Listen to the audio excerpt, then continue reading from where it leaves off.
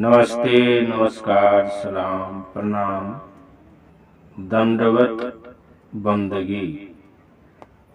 भगवान विष्णु जब ब्राह्मणों को दान दक्षिणा देकर सबको विदा करके और एक ब्राह्मण का रूप धरकर कबीर साहब के पास गए, जहां कबीर साहब ध्यानस्थ थे। बोले कि अरे तुम यहाँ बैठकर क्या कर रहे हो, क्यों भूखे मर रहे हो? कबीर के यहाँ जाओ, जो जाता है उसे 2.5 सेर से कम नहीं मिलता है। कबीर साहब मन ही मन सारी बात समझ गए और वहां से चले। मार्ग में जो भी मिल रहा था वह यही कहता था कि आज तक ऐसा नहीं हुआ था। इस नगर में जैसा दान सम्मान कबीर ने दिया, इसी से तो स्वामी रामानंद जी ने इनको अपना शिष्य बनाया है। यह कबीर जोलाहा नहीं है, यह कोई अवतारी पुरुष है। देखो किस प्रकार की बातें करता है, जो शास्त्रों का सारभूत है। इस प्रकार से कहते हुए लोग अपने अपने घर को चले गए। इधर साधु रूपी श्री हरि के कहने पर सतगुरु कबीर साहब घर आकर माता पिता को नमस्कार किया।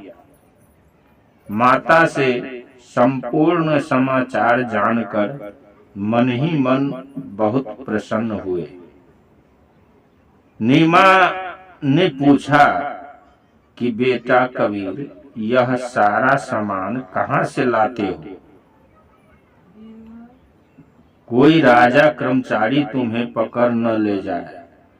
माता की बात सुनकर कबीर साहब ने कहा कि माँ, जो अधिकारी सभी को पकड़कर दंडित करता है वही पुरुष मुझे यह सब सामान देता है।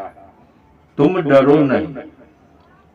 माता चुप हो गई और इधर सतगुरु कबीर विचार करने लगे कि मेरे लिए जो इतना कर रहा है और बार बार मेरी रक्षा कर रहा है, अब उसी के ऊपर अपने जीवन का सारा भार सौंप देना सर्वोत्कृष्ट होगा। कबीर ने अपने माता पिता से कहा कि यह जो कुछ भी हो रहा है तुम किसी से मत कहना और डरना भी नहीं। यह सब श्री हरि की कृपा का फल है। कबीर ने कहा कि आप लोग अब से भी पूर्ण रूप से श्री हरि की शरण ले लो। अपने माता पिता को उपयुक्त उपदेश देकर कबीर चुप हो गए। अतः सतगुरु कबीर साहब के चमत्कार को देखकर उनके अन्य संबंधी भी स्वामी रामानंद जी से वैष्णव धर्म का उपदेश सुनकर श्री हरि परायण हो गए और श्री हरि आदि धर्म का पालन करने लगे तथा पूरे मोहल्ले में प्रातः साय राम नाम की ध्वनि सुनाई देने लगी। सभी भक्ति परायण हो गए। उक्त प्रखंड से भी दरिद्रता भाग गई तथा सभी लोग रोग शोक मोह और मत्सर से मुक्त हो गए। पूर्ण रूपेण स्वस्थता को प्राप्त हुए। किसी में आलस्य और प्रमाद नहीं रह गया। बेईमानी शैतानी भी दूर हो गई। प्रत्येक निवासी शुद्धाचरण का पालन करने लगा तथा माता पिता एवं गुरु की सेवा में अनुरक्त हो गया। परस्पर की विधेयता एवं भेदभाव, अकाल मृत्यु आदि का अभाव हो गया। सभी सुख से रहने लगे। यह सब गुरुदेव कबीर की महती कृपा तथा तपश्चर्या का परिणाम था, जो सबके सब श्री हरि परायण हो गए। उधर माता नीमा कबीर साहब को प्रसन्न जानकर एक दिन एकांत में जाकर पुत्र स्नेह से कहने लगी कि बेटा, एक बात कहती हूँ, उसको सुनो और मान लो। कबीर साहब ने सोचा कि माता नीमा का कोई गंभीर आशय है जिसका पालन करने में कठिनाई होगी। अतः नीमा के आशय को समझकर कुछ देर मौन रहने के बाद उन्होंने कहा, माँ, अपने स्वामी के आज्ञा अनुसार तुम्हारी आज्ञा शिरोधार्य है। मुझसे वही बात कहना जिसे मैं कर सकूं।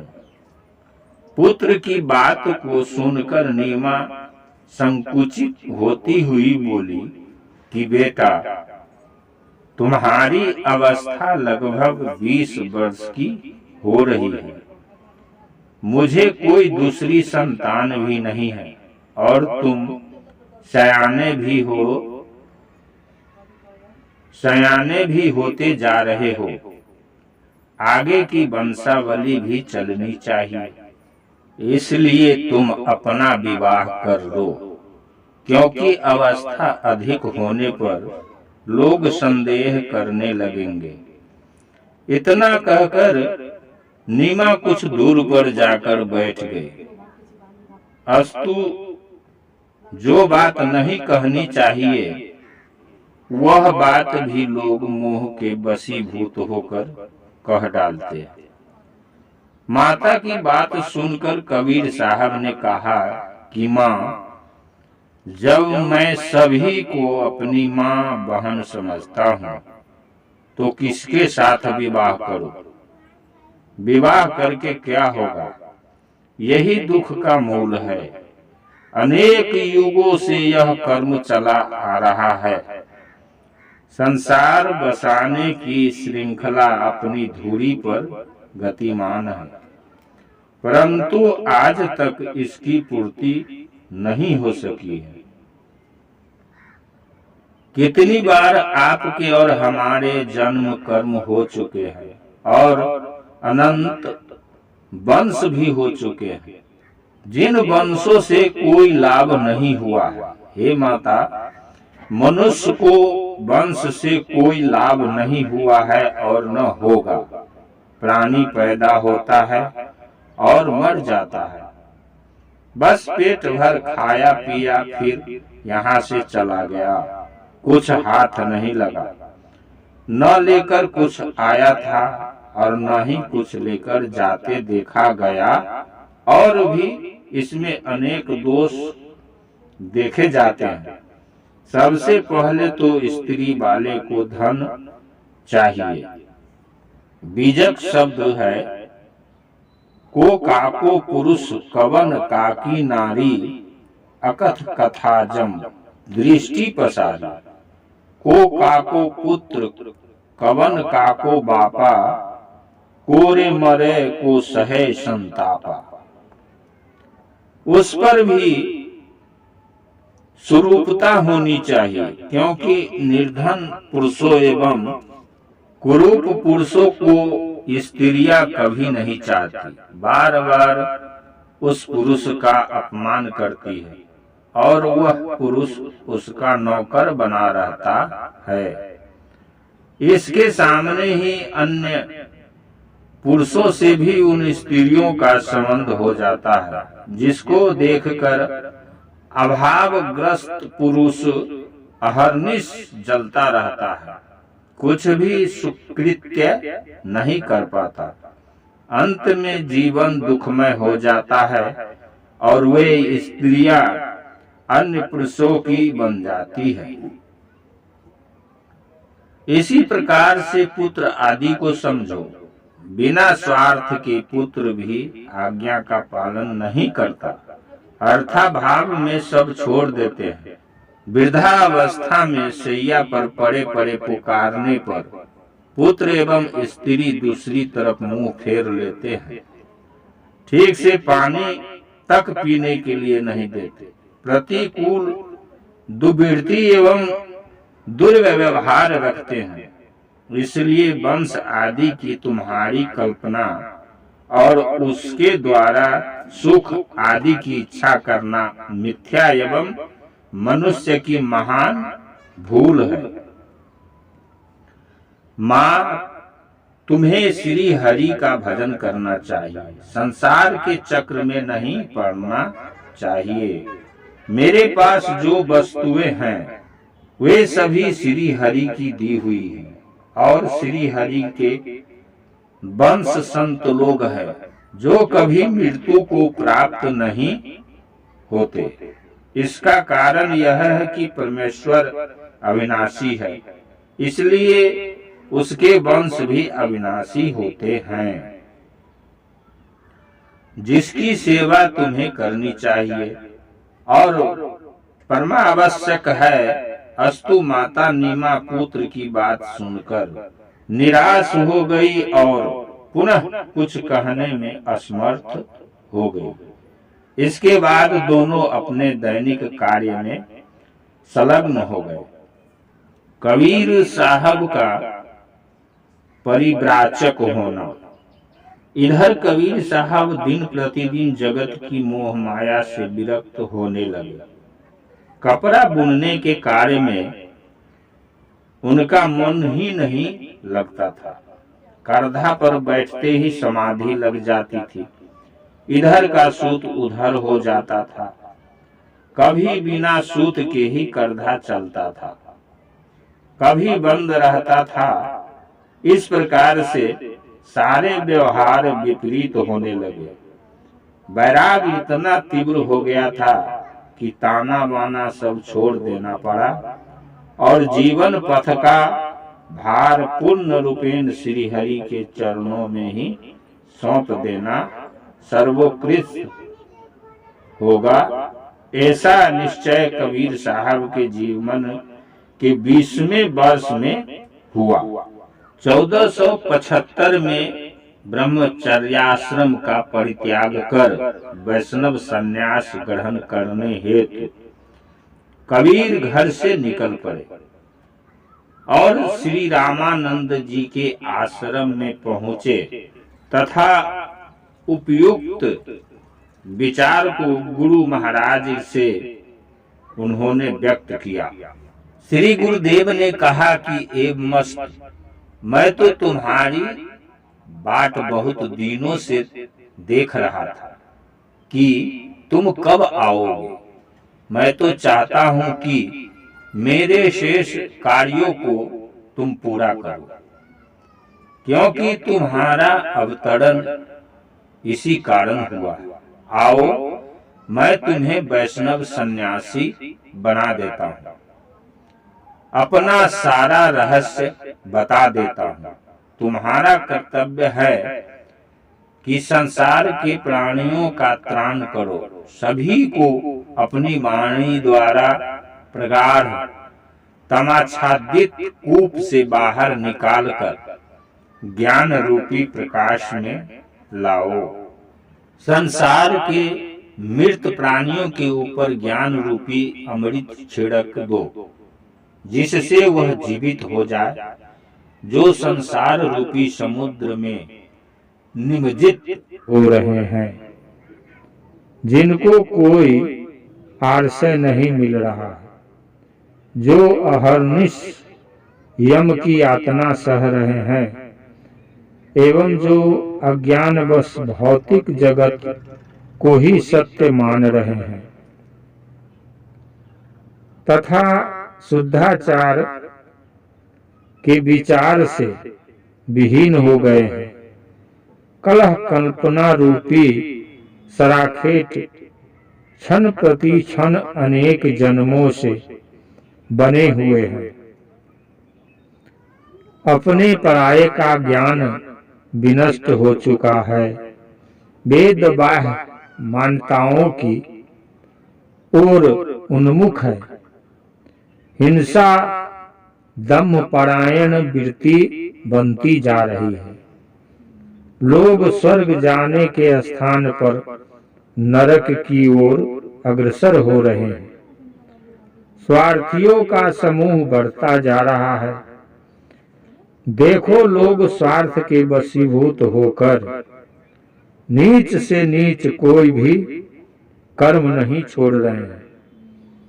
मुहम्मदियों का घोर अत्याचार अपनी चरम सीमा का अतिक्रमण कर रहा है। रात दिन मंदिरों को ध्वस्त कर मस्जिदों का निर्माण करने में तल्लीन है। हिंदुओं को तलवार के बल पर तुर्क बनाया जा रहा है।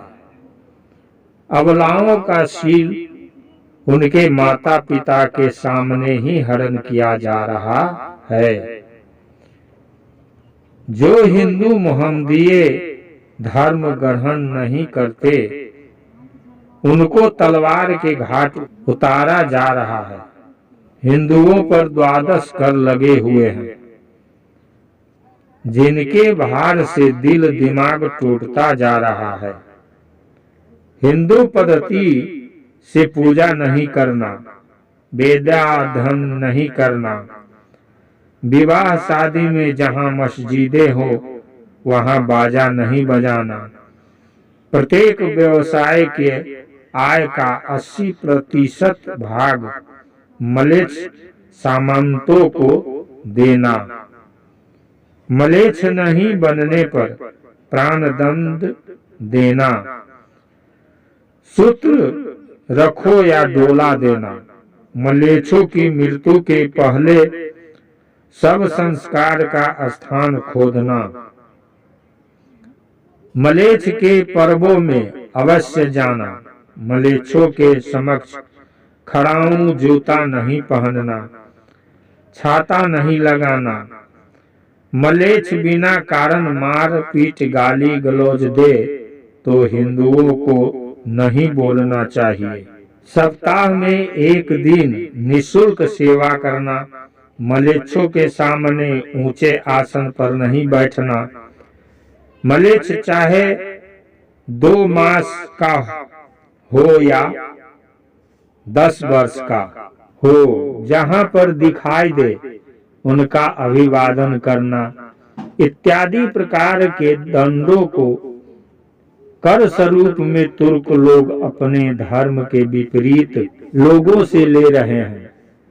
इतना ही नहीं, इस प्रकार के अत्याचार दिन प्रतिदिन करते जा रहे हैं, जो तुम भी देख सुन रहे हो, और इसी प्रकार से नाथपंथियों के सिद्धों का भी अत्याचार देख ही रहे हो। यह सब बात कबीर साहब को रामानंद साहब समझा रहे हैं। जिस समय कबीर साहब का अवतरण हुआ, उस समय बहुत अत्याचार हो रहा था। वही समझा रहे हैं कबीर साहब को, जो हमसे नहीं हो पाया अब तुम करना। वैष्णवों की मर्यादा को समूल निर्मूल करने पर ये तुले हुए हैं। मैं अकेला क्या करूं? अतः तुम इस द्वंद्ववाद रूपी रात्रि को भगवान भास्कर बनकर छिन्न भिन्न कर दो। संसार का मार्गदर्शक बन जाओ। यही मेरे लिए गुरु दक्षिणा है। इतना कहकर स्वामी जी ने शिष्यों को आदेश दिया कि चंदन प्रभृति सामग्री लाओ। श्री अष्टानंद जी से कहा कि कौपिन फाड़ो तथा ब्रह्मगाती के लिए वस्त्र भी तैयार करो। 2 अंचला भी होना चाहिए। अस्तु आदेश आदेश पाते ही शिष्यों ने सारी सामग्री एकत्रित कर दी। इसके बाद स्वामी जी ने कहा कि वत्स कबीर, स्नान करके आओ। गुरु की आज्ञा पाते ही कबीर साहब स्नान करके प्रस्तुत हो गए। इधर स्वामी जी ने वेद मंत्रों से हवन आदि शुभ सात्विक कर्मों के अनंतर शंख आदि बाजों को बजवाया। तत्पश्चात स्वामी रामानंद जी ने कबीर साहब को कौपीन पहनाया और ब्रह्मगांती भी बांधा। इसके बाद उन्होंने मस्तक पर एवं अन्य अंगों में 12 तिलक लगाया। स्थानीय संतों ने मांगलिक गीतों का उच्चारण किया और शंख, भेरी, मृदंग, मजीरे प्रभृति बाजों को प्रतिध्वनित किया। ऐसा प्रतीत होने लगा कि मानो संपूर्ण नगर में मंगल गान हो रहा है। आश्रम के आसपास के लोग उक्त उत्सव में सम्मिलित हुए और आनंद मनाने लगे। इस प्रकार से कबीर साहब को पूर्ण विधि विधान के साथ स्वामी रामानंद जी ने वैष्णव संन्यास प्रदान किया। सभी लोग आनंद विभोर होकर नाचने गाने लगे और संतों को भोजन कराया गया। इधर कबीर साहब के परिव्राजक बन जाने पर पुनः स्वामी रामानंद जी ने उन्हें आज्ञा दी कि यथायोग संतों को नमस्कार करो। कबीर साहब ने वैसा ही किया। नमस्कार, नमस्ते, सलाम, प्रणाम, दंडवत, बंदगी, ये कबीर साहब का वैष्णव संन्यास धर्म हुआ, उसका वर्णन था। एक बात आप सभी से अर्जी निवेदन, जो भी संत समाज श्रोतागण सुन रहे हैं, कृपया हमारी तरफ से अर्जी है कि सब्सक्राइब जरूर कर देंगे और लाइक कर देंगे। फिर आगे मिलते हैं। कबीर साहब को संन्यास धारण करने पर नीमानीरू कैसे बिलख कर आए थे रामानंद जी के यहाँ साहेबंदी।